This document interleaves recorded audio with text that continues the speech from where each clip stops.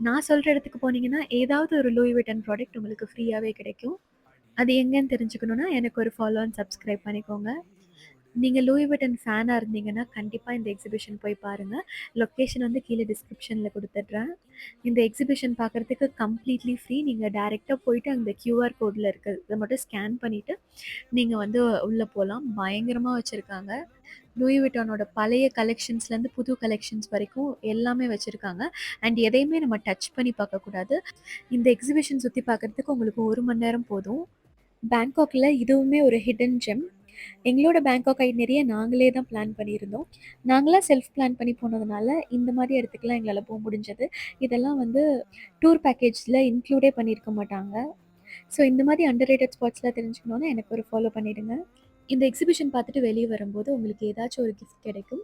எனக்கு post card கிடைச்சது. உங்களுக்கு ஹேண்ட் பேக் கூட கிடைக்கலாம். ஸோ கண்டிப்பா போய் ட்ரை பண்ணுங்க.